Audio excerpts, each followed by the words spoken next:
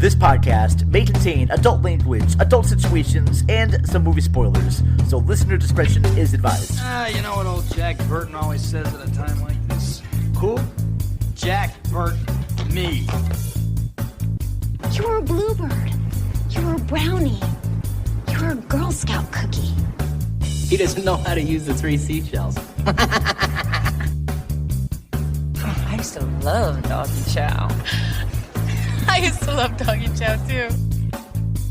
Want a date? Going out? Looking for some action? Need some company? This is a snakeskin jacket. And for me, it's a symbol of my individuality and my belief in personal freedom. It's not important, okay? You're not important. Get used to it. Baby, you are gonna miss that plane.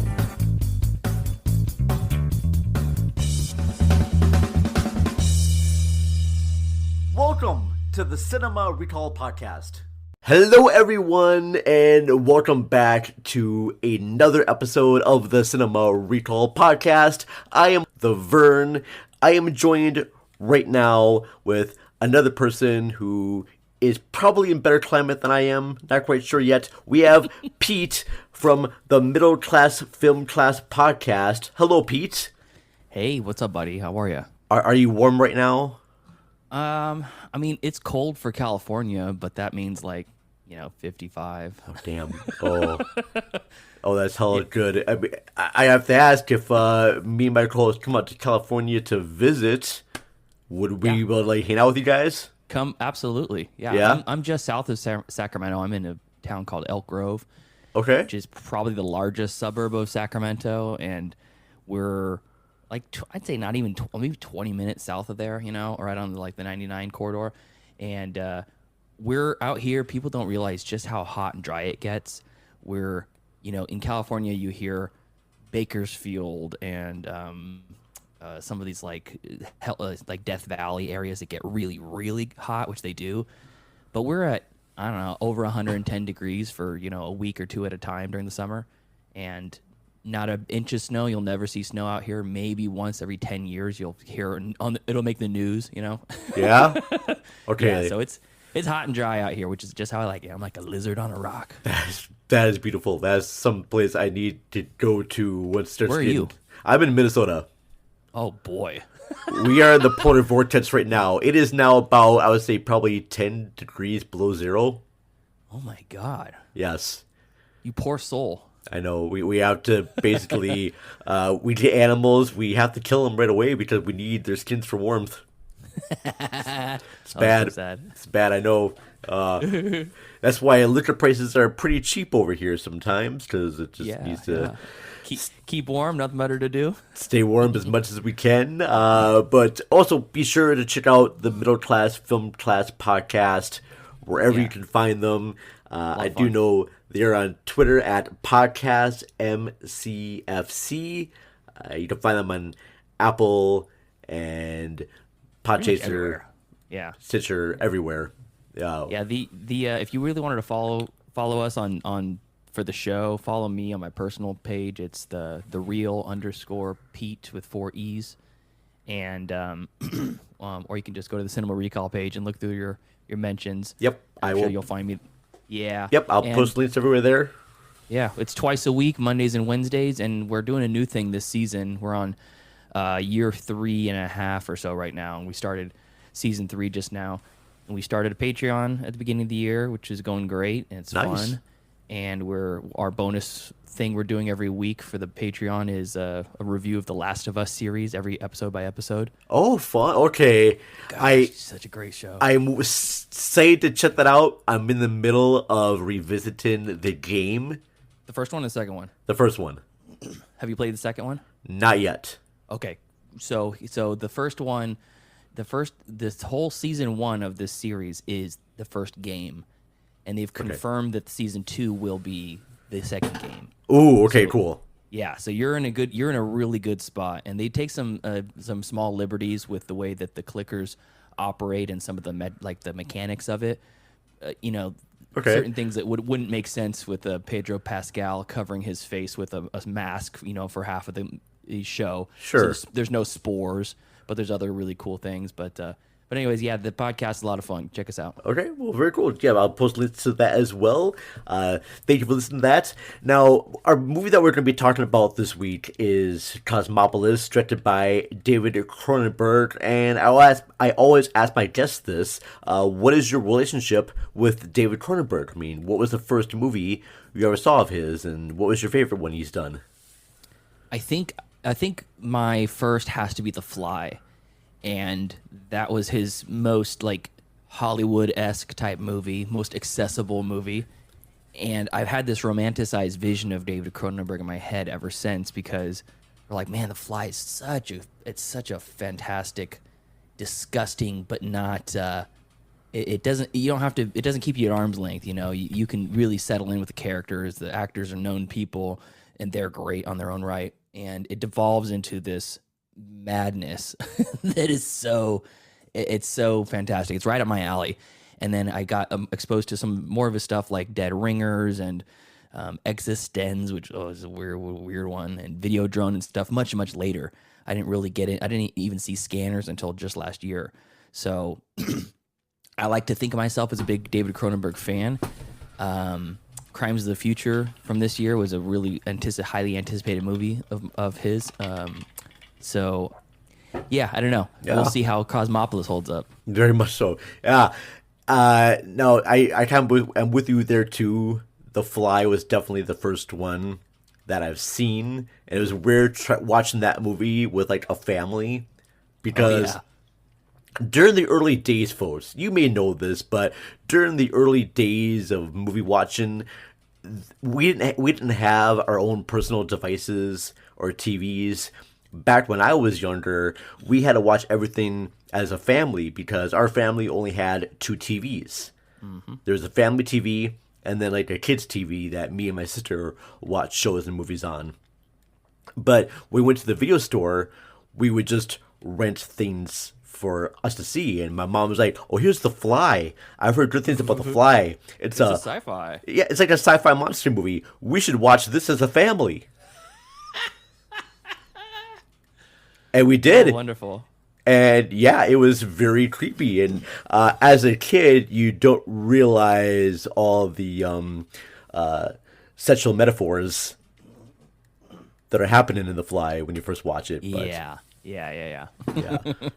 Very good thing. Very insane movie. I work in a body shop for my day job, and people know that I'm like the movie guy. People always ask me for recommendations and what I watched that week. And I have a little whiteboard that I fill out every week for the movie of the week for everyone in the shop.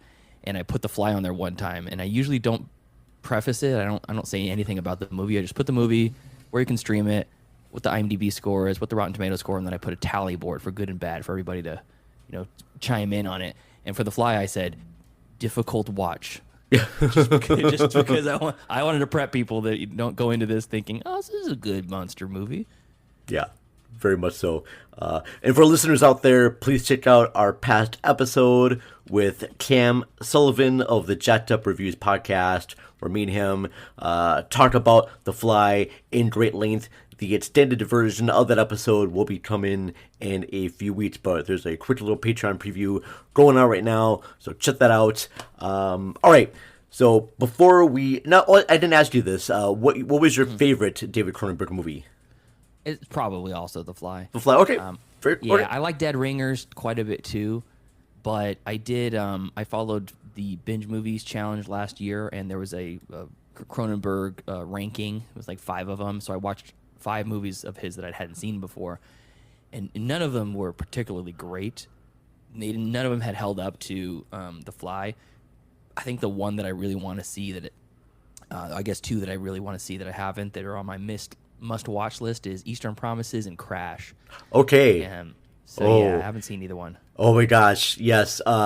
Definitely see Crash. Eastern Promises is great too, but Crash is one that I would definitely love to get your opinion on. Again, check out our past episode we did with Jim of Film Rage podcast on Crash that just was released here. But yeah, I'm very curious to hear your thoughts. I loved Titan, so yes, I was very vocal about my love for Titan, and so when people heard that, they're like, "Oh, you gotta watch Crash then."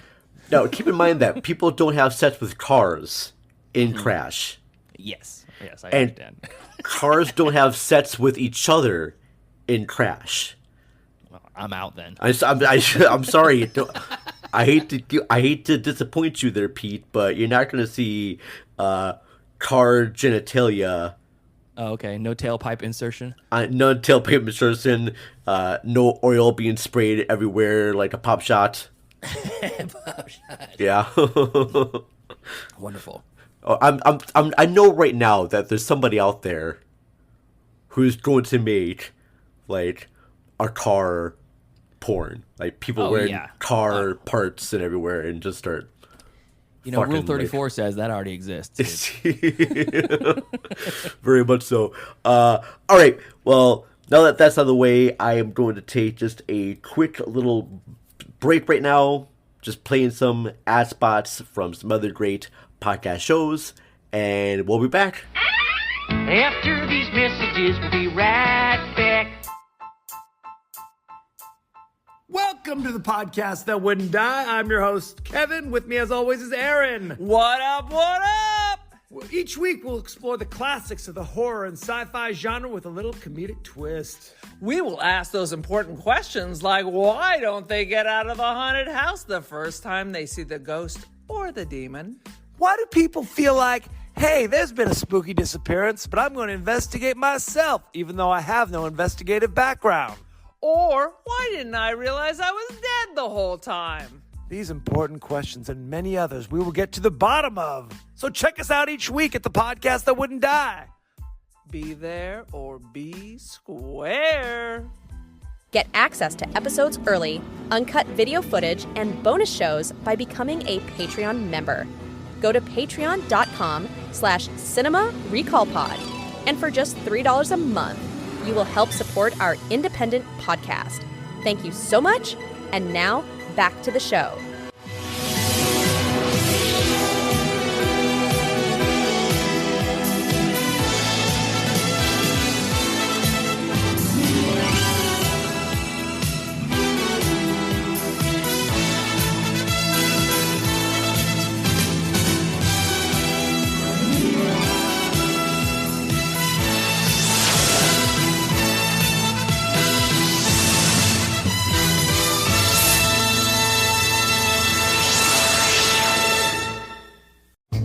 Things. I think this is what you do.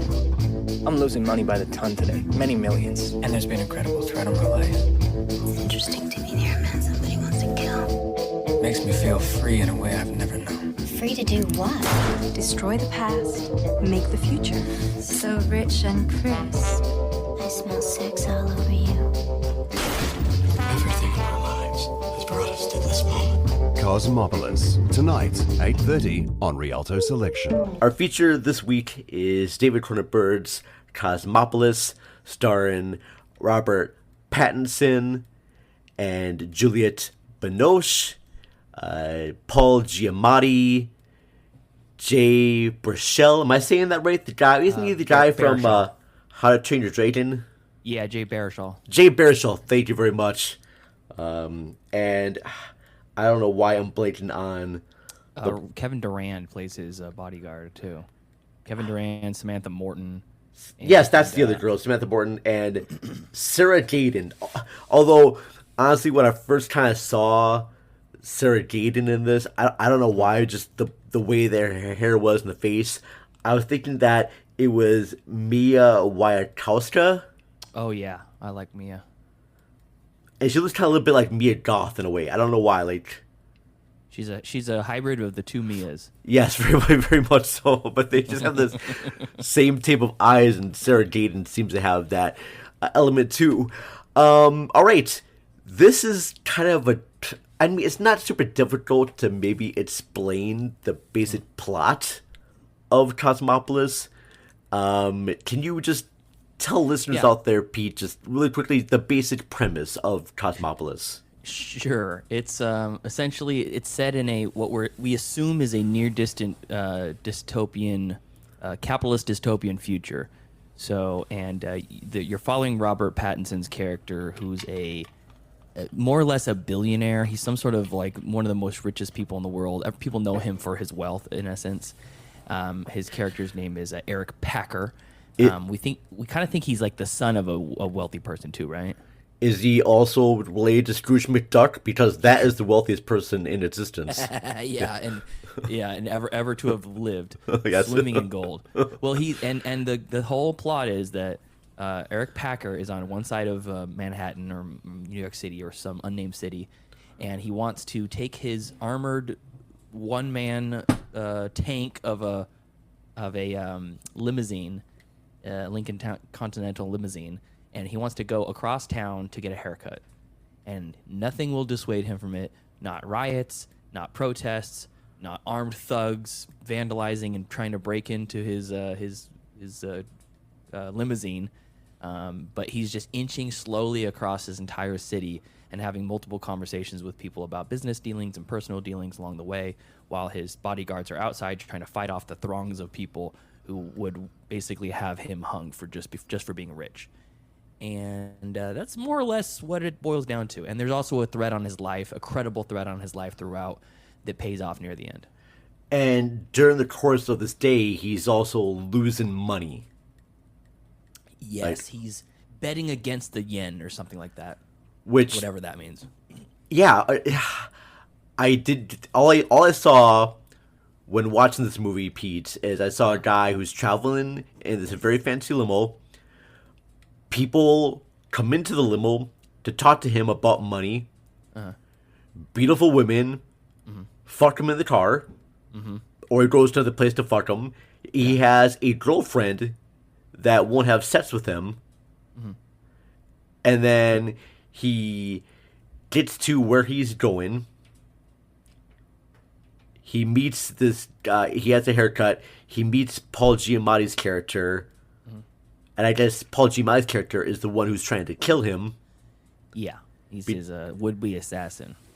Because apparently Robert Pattinson's character made Paul Giamatti's character lose his job and lose a whole bunch of money.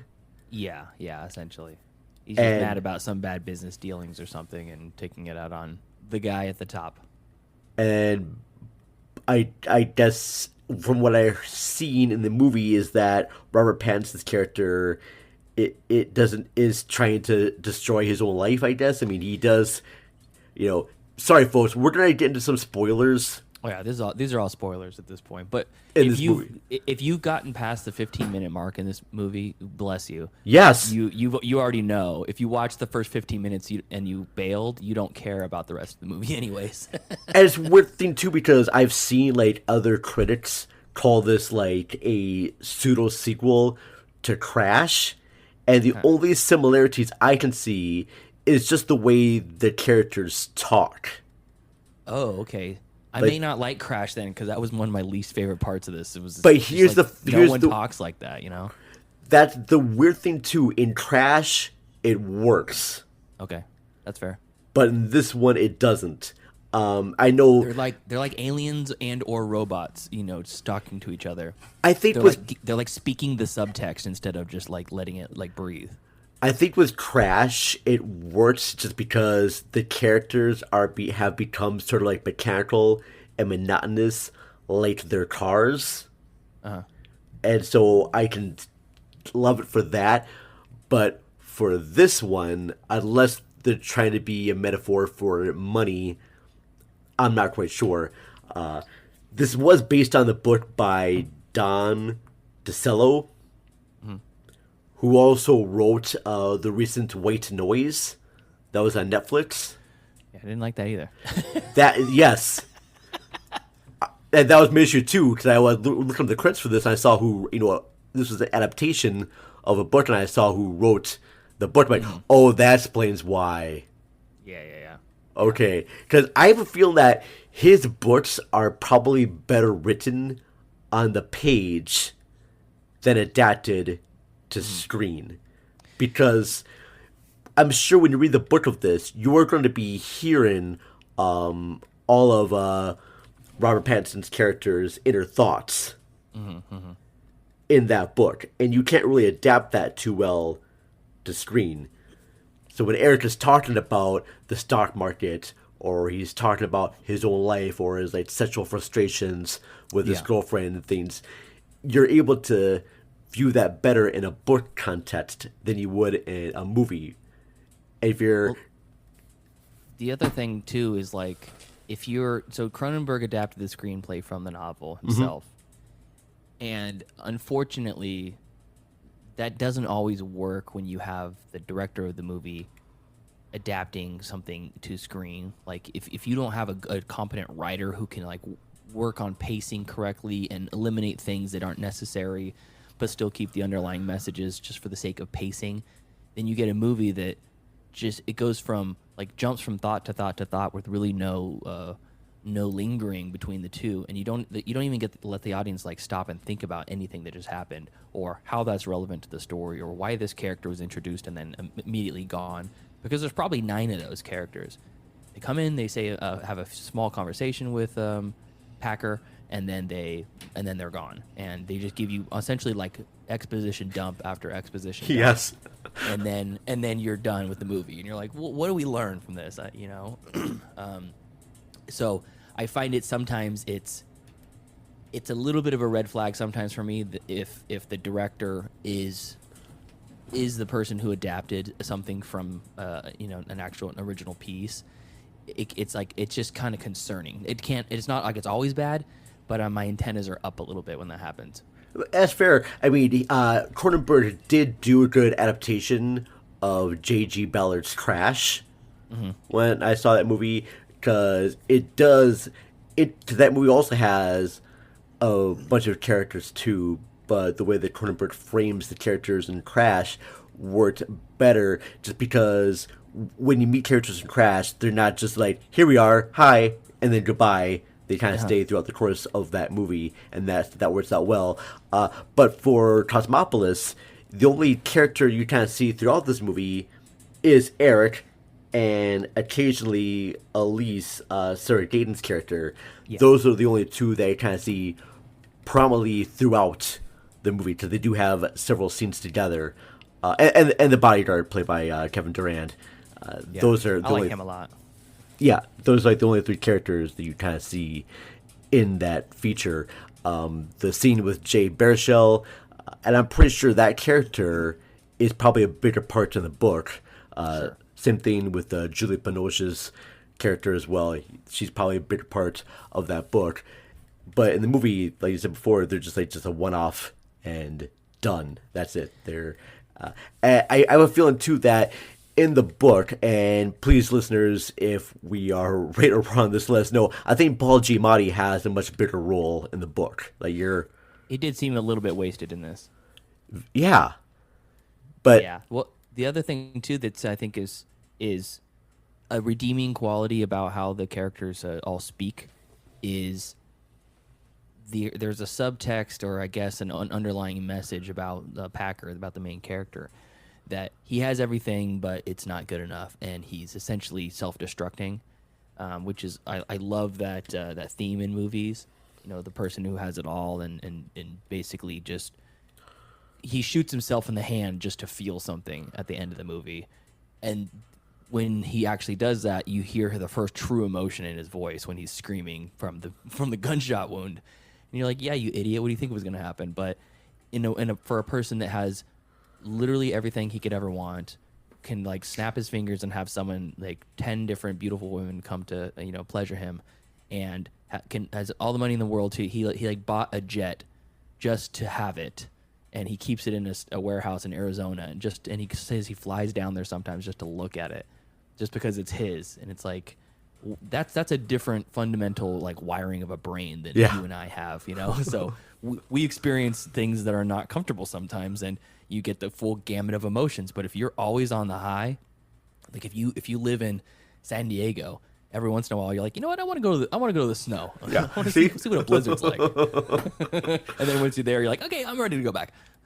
I just can't imagine having that much power and that much money that I could just, you know what, I want to go see a movie, but I want to go see it in Bangladesh. I'm going to fly all the way to Bangladesh just to watch a movie and have it be a short, have it be like a 10-minute short, and then fly back. We'll grab whatever Bangladesh's national dish is. We'll grab some of that and then have a quick lunch, then fly back home. Yeah, but like a really quick lunch, like a coffee and like basically maybe like a chip or something. That's it, and then fly back. Just have that type of money.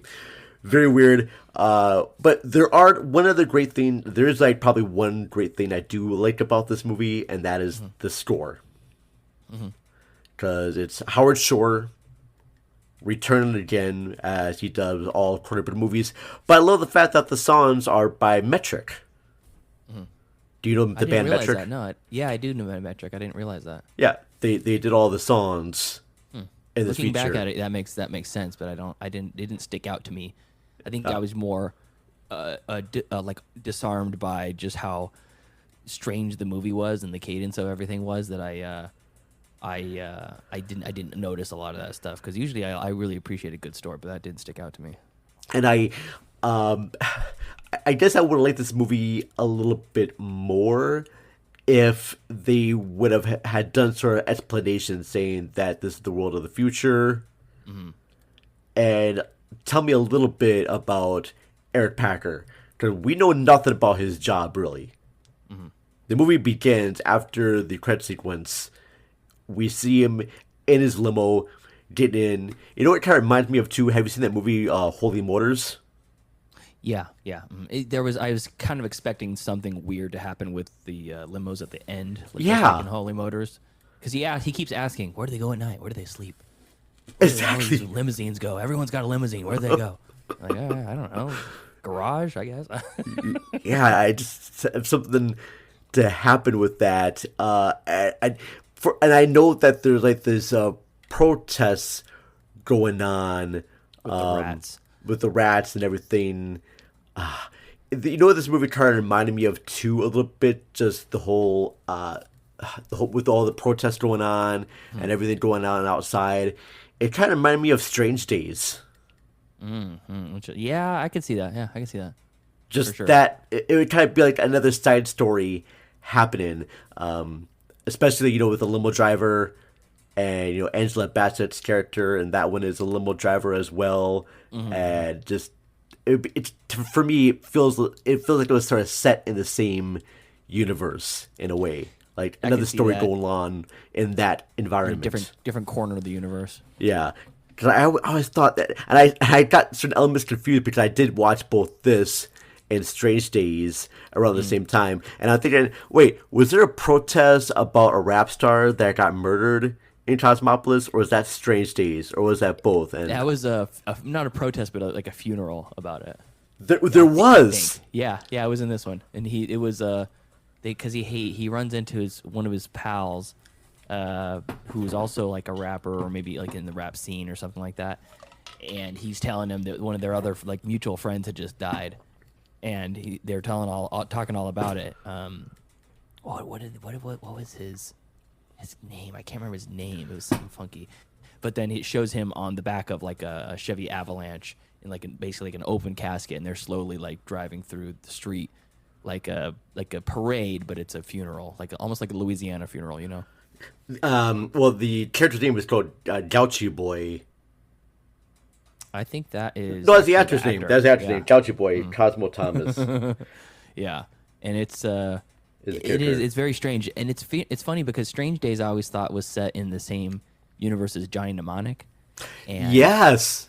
And I thought this is about as far from that as you could get, because you don't see any weird tech. Maybe a little bit of like the touchscreen, like hand controls in his weird chair, his one-person like back seat that he has, but you don't see any like the kind of Cronenberg standards with the really weird off the wall technological like set pieces.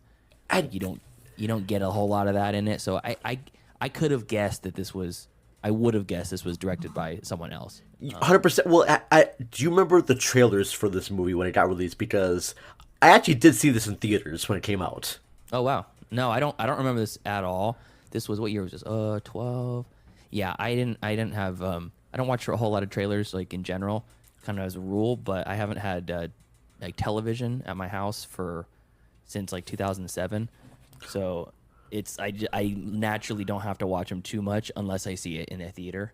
Well, this is the really weird thing too, because this was made after he's done Eastern Promises and A History of Violence, two Cronenberg movies that were removed from his usual body horror stuff that he's done, or weird, disturbing sci-fi.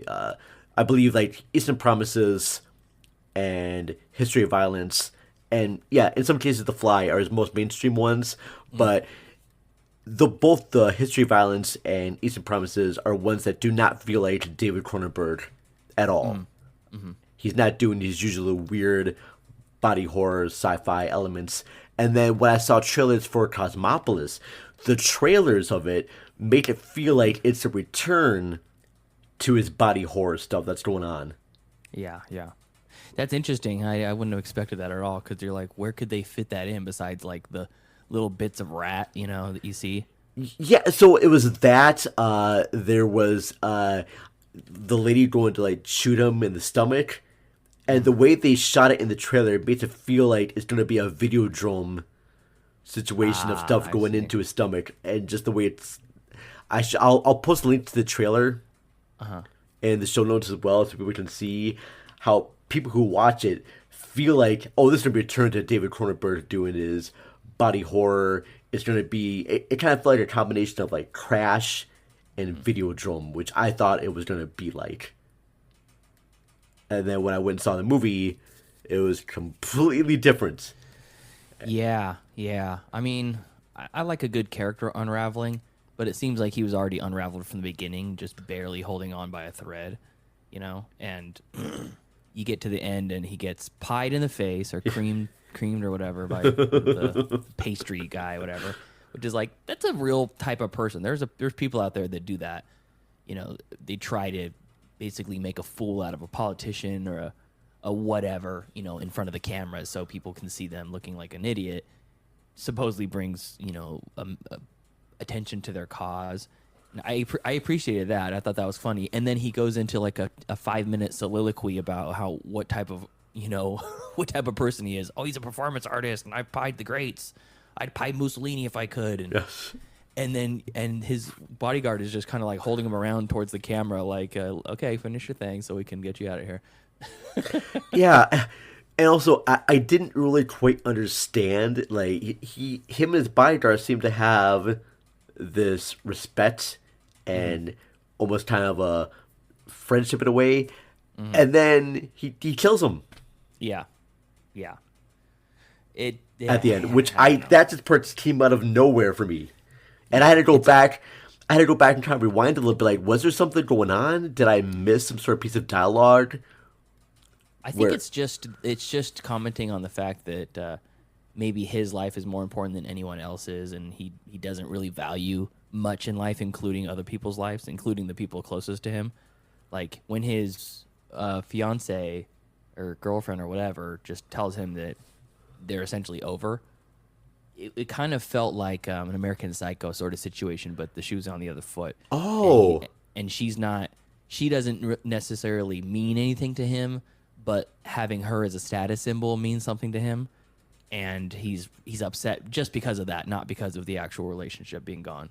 That's kind of what I took from that, away from that at least. And when he kills his bodyguard, it could mean two things. It could mean just that he's wants to see something die. He wants to kill something right in front of him. Could be that, but it doesn't really lean towards that. Or it could be that he wants to disarm himself fully, where it's just him and a gun against the world because he's in this roughneck neighborhood, and he's definitely safe because he has a bodyguard. But take that out of the equation, and now what's he got? Just him against this killer who's getting ready to, do his job. Maybe he wants to die. Maybe that's the message. I'm glad you brought up American Psycho, because right now I'm just picturing this movie and how much more exciting and fun it would be to have Patrick Bateman in that limo. Yeah. Just talking to different people and American Psycho is like one of my all-time top movies. I love it. I have it's like 4 different physical media versions of it because it's such a great, weird, dark comedy. It is so good. I'm sure have you listened to both commentary tracks?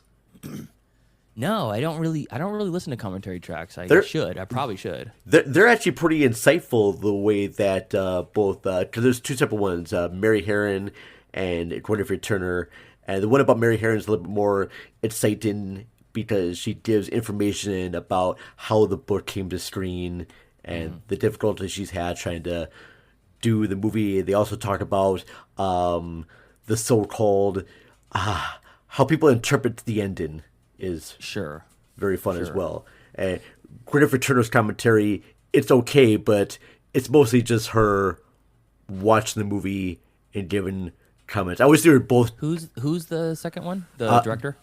Mary Herron's the director, and Guinevere Turner is the co-screenwriter. Guinevere Turner. Okay, got it. I didn't know that name. Yep, she did the movies like Go Fish. She was in a few Kevin Smith movies like Dogma and Chasing Amy. But I find it great that these two ladies, because they're trying to get. Oh my god, I feel like I don't want to change it to the American Psycho show, but yeah. But yeah, great. Check that movie out as well. In fact, I've never done an episode on American Psycho, and I may have you come back for that if you don't mind. So I would love to. Okay, talk about that for hours. All right, cool. All right, but we'll put that in the back burner right now. All right, because I could go into American Psycho. Because yeah, all right. Cosmopolis, I feel like I should read this book of Cosmopolis, but I don't really want to, just because both Dom DeSello's works that got adapted to screen was this and White Noise. And while I enjoyed elements of White Noise, I did not enjoy the whole movie. And that's how I feel about Cosmopolis. Certain elements are fine. I'm surprised. This would be like my third time watching it. Mm-hmm. That's insane. It is. I'm a. You watched it 3 times. I'm a masochist. Is that the word you like to pay? Yeah. I think because I want to know what I'm missing about this movie, because I do like all of other David Cronenberg films. It's like with the movie Crash. I wasn't into Crash the first time I watched it, but I watched it another time and I liked it a little bit more. This one with Cosmopolis, I liked it less and less. Interesting. That's a shame. It's a shame when that happens with the movie, especially one that's already starts on a pretty bad foot. It does, and I just wish the movie just had more interesting characters. Now, I believe this is the movie that Robert Pattinson did right after Twilight. Interesting. Because he wanted to try to break out of that mold of him doing those movies. And I swear, I'll find it on YouTube, but there are like this little compilation of him doing press junkets for the last Twilight movie, and every one of them is like, oh, don't you feel bad that you're doing the last Twilight movie? And he's like, nope, not at all. That's funny. And he's just like belittling that. And I know that he wanted to make this movie because you get a chance to work with David Cronenberg. You're gonna take it. Oh yeah, absolutely. I don't care how like obscure the script was. I'm like, yeah, I don't want to read it. Just put me in, coach. And you know, Pattinson, on the topic of Twilight, Pattinson, that just brought him to people's attention. You know, unfortunately, people like him or Daniel Radcliffe, when you're typecast into that very specific role, and people are always going to know Radcliffe as Harry Potter, and they're always going to know Robert Pattinson as Twilight, or will they? Because I don't even think about Twilight anymore when I think of Pattinson. Because you think about movies like Good Times. Yeah, Good Time, or The Lighthouse, or the Rover. I haven't seen The Rover. Ooh, it's great. It's Guy Pearce. It's really? Australian. It's Australian, like also like near future sort of a desolate landscape. Not quite to the Mad Max level yet, but getting there. And he's kind of he plays like a slow character, kind of like his brother in Good Time, and he's falls in. He's got a family of ne'er-do-wells, and he's like the young one that may or may not actually be a bad guy yet, and he's helping Guy Pearce find something. And the whole point of the movie is what he's trying to find. You don't find out to the very end, so I won't say it. Oh shit! But okay, it's a great acting performance by Pattinson. Yeah, and Pierce. I like Pierce a lot. So, but with Radcliffe, he had to do all these weird stuff too. He did Guns Akimbo. He did Horns. Yes. He did he did a bunch of like Broadway stuff where he's basically naked on stage for hella long. And it's like just so that people will just shut the fuck up about Harry Potter for once, and recognize that he's a talented actor, and Pattinson's already accomplished that. See, I think Radcliffe is almost there. I think Radcliffe will get that from the recent Weird Al biopic. Oh, yeah, that was so good. So fun. So what a fun movie. I'm hoping that people, when they think about Daniel Radcliffe, they'll think of him in the movie Weird, the Ali David story. Very much so. And then, because I've never seen any of the Twilight movies. I know I'm a horrible movie person. But with this one, and, Good Time and The Lighthouse, Robert Pattinson has become his own person, like you just said there. And I have a feeling, too, when watching this movie, that he's really trying to kind of do a copy of Patrick Bateman in American Psycho a little bit, just a little bit. A little bit. That, and I got a little glimpse in little nuances of Michael Douglas's Gordon Gekko in Wall Street. Yeah. Just slightly there. I could see inspirations of that. I just want to know more from this character. I know he's having frustrations with his fiancée girlfriend. I want to see more of her character in this. I want to see more from Sarah Gaten's performance in this. Like, just more from that story of that character. We don't get much background. That's my issue. There's not enough background on any of these other side characters. Yeah. They're just there to give exposition dialogue and leave the character on its way. There's a lot left to be desired in this movie, and I probably can't recommend anybody to it unless you're like a Cronenberg completionist, or you're a Robert Pattinson stan. And I've heard some people will say, "Oh yeah, he's really well acted by Pattinson," and I'm like, "For what? For a non-human?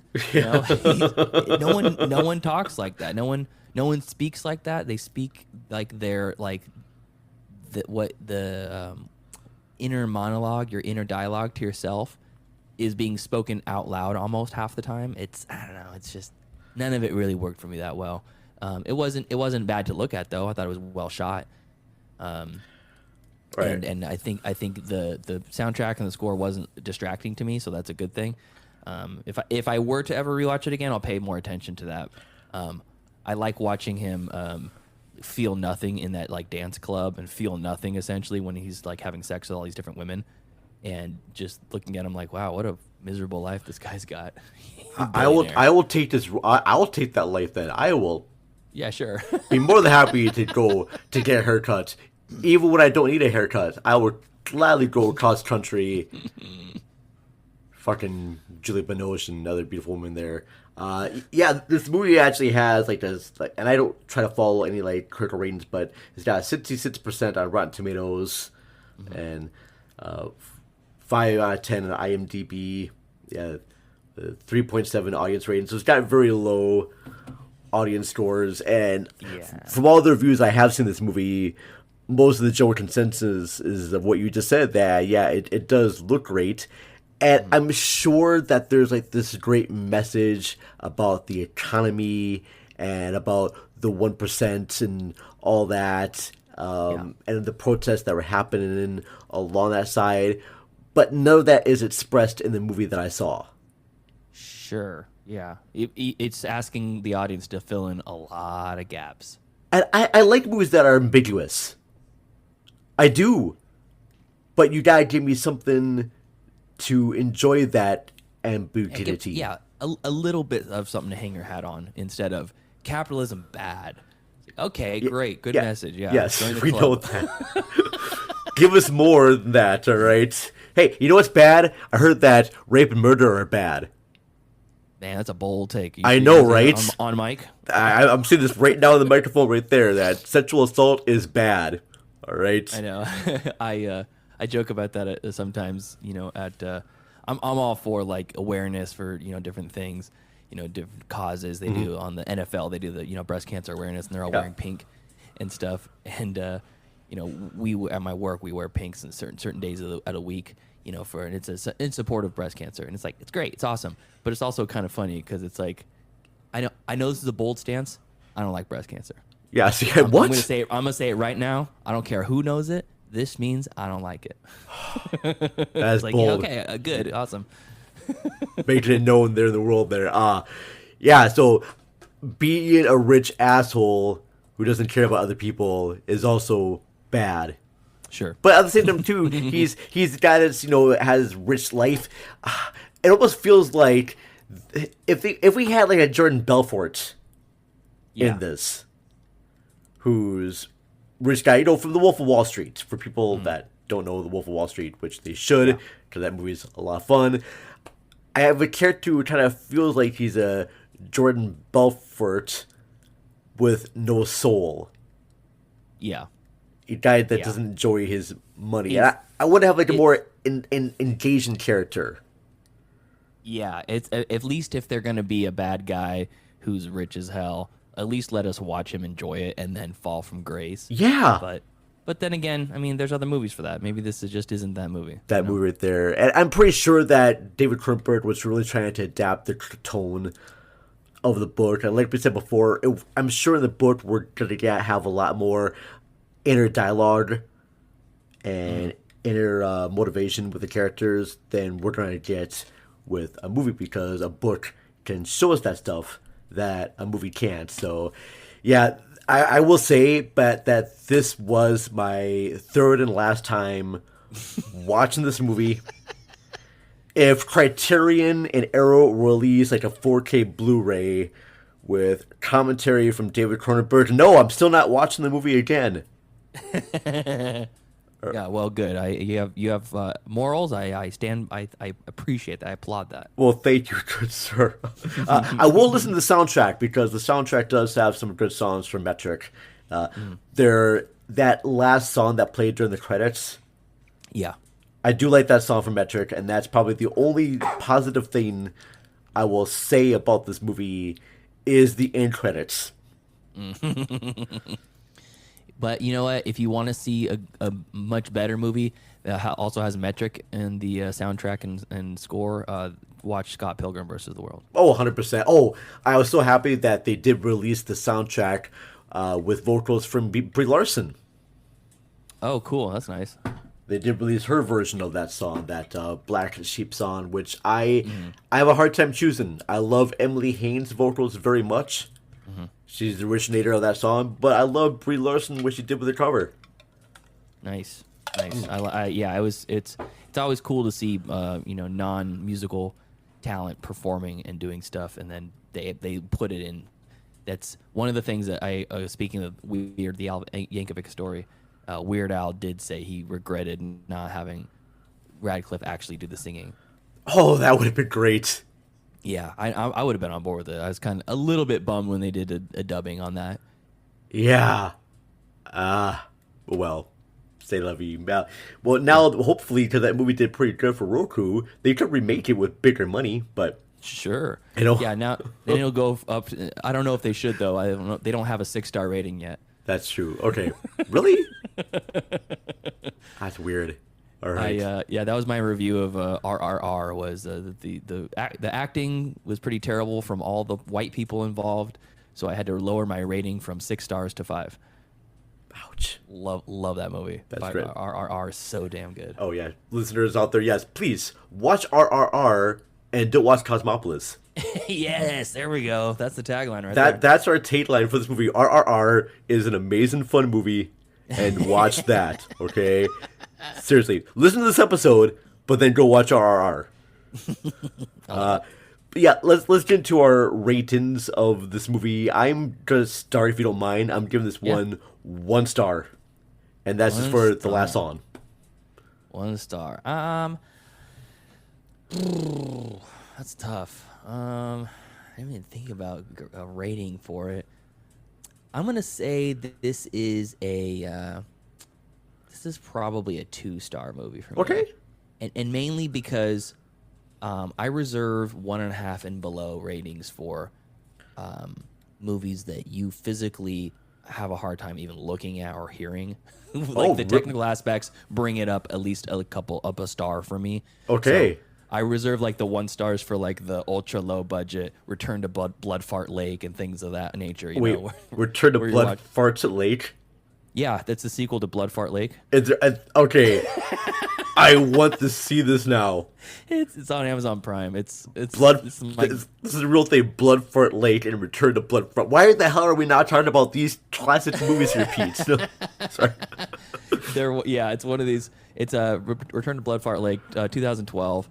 It's got a 3.6 IMDb rating, and I don't know if it's still on Prime, but it was one of those ones you're scrolling through Prime and like, man, they'll put anything on this goddamn service.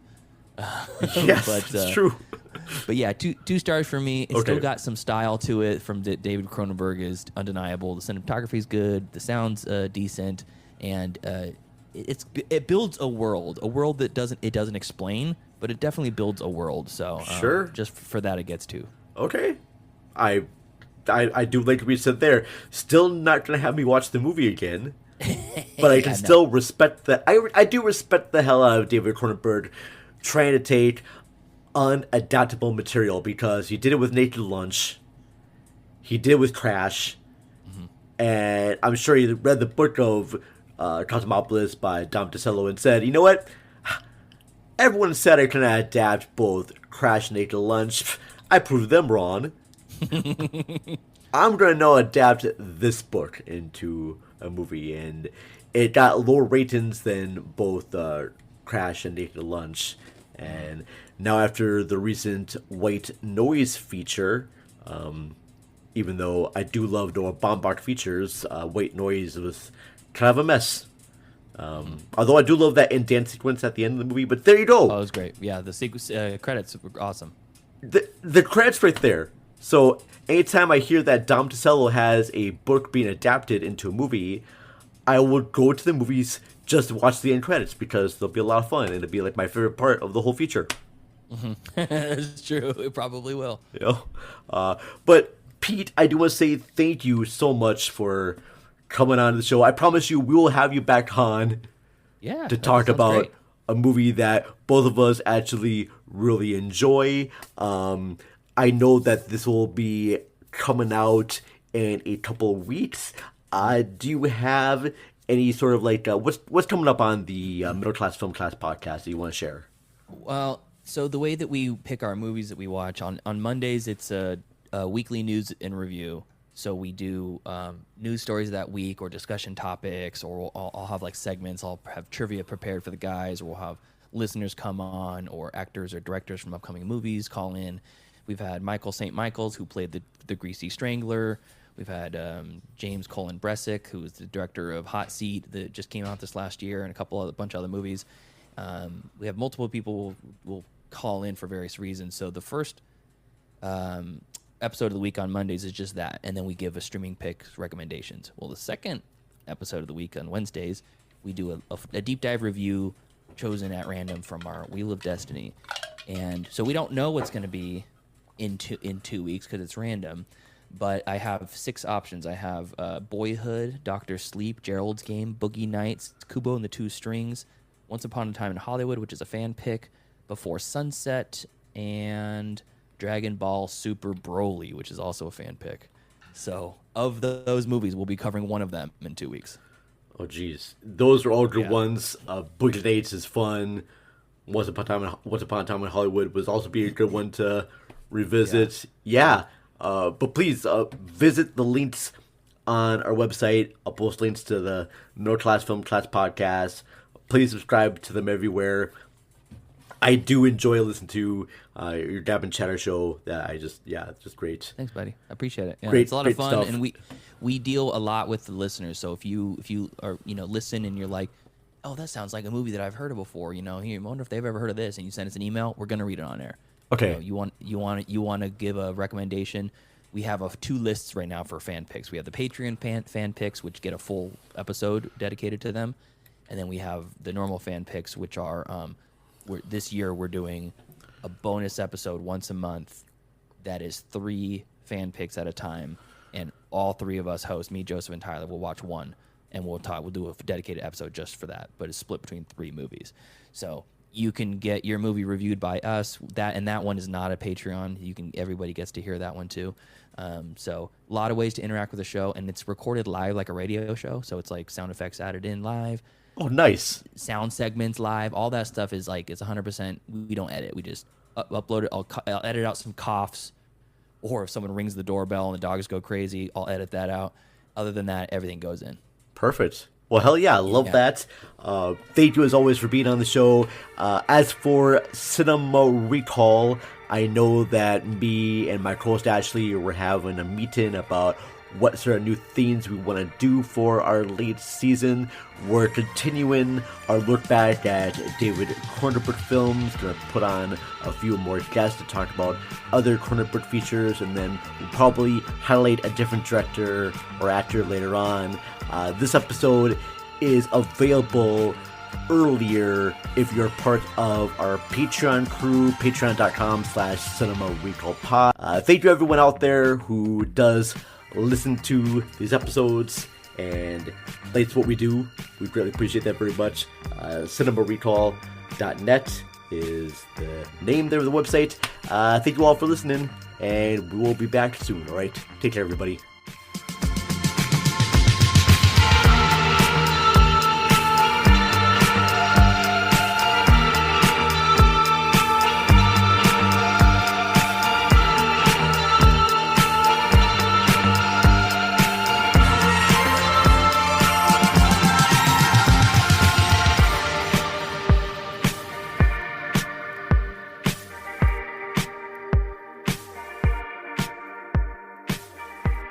This podcast is a proud member of the Lamb Podcasting Network. Find the network at largeassmovieblogs.com.